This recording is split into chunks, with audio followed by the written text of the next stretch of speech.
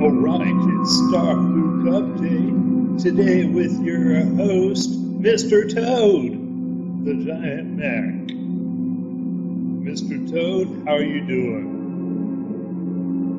He's not much for talking, but what Mr. Toad does like to do is he likes to move around. So here's Mr. Toad. He's traveling on a simple path.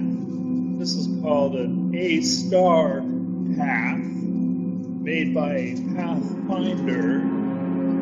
Pathfinders are known as Pathfinders mostly because in games they're used to find paths. Now, an interesting thing to think about the Pathfinder is it finds the best path from one location to another. Here we have a path across simple, easy ground. But what's that? That's a mountain. What's he going to do? Well, let's go over here and find out. If we click on the path over here, notice he goes around the mountain, right through here, through this nice little valley.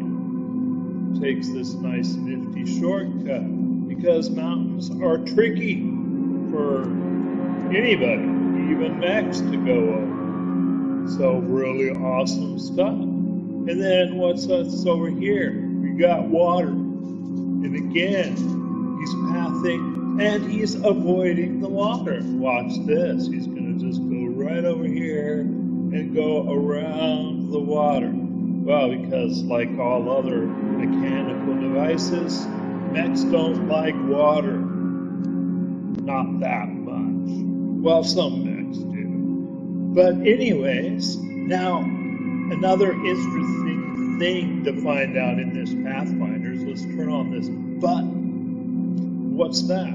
See those green circles?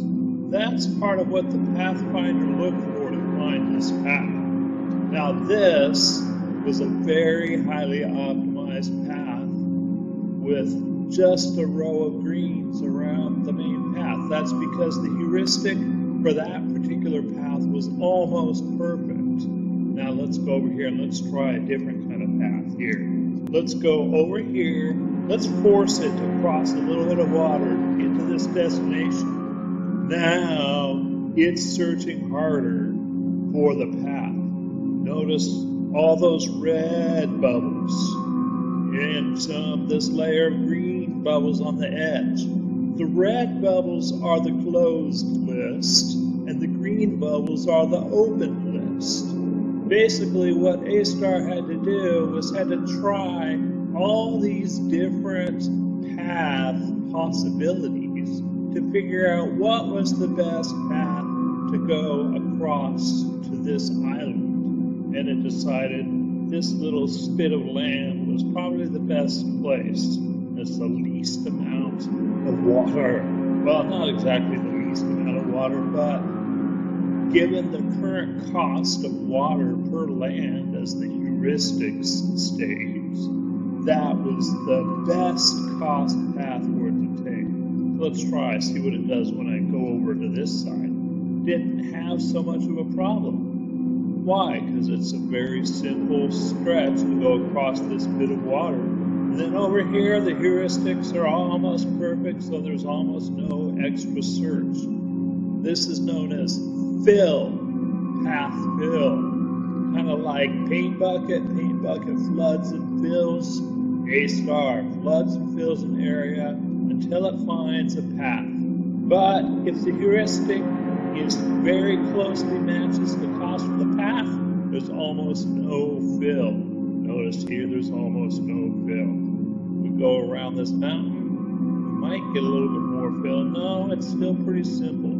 But again, if we do something like we did before and force it to go around this water, we get a little bit more fill. We can see that with this larger set of closed list circles. But it's still not that bad because the heuristic is pretty well optimized for land paths. But anyways, I think that's enough for today. This is your StarFluke update with your AStar algorithm and pathfinding, and we will go out to the stars. See you later.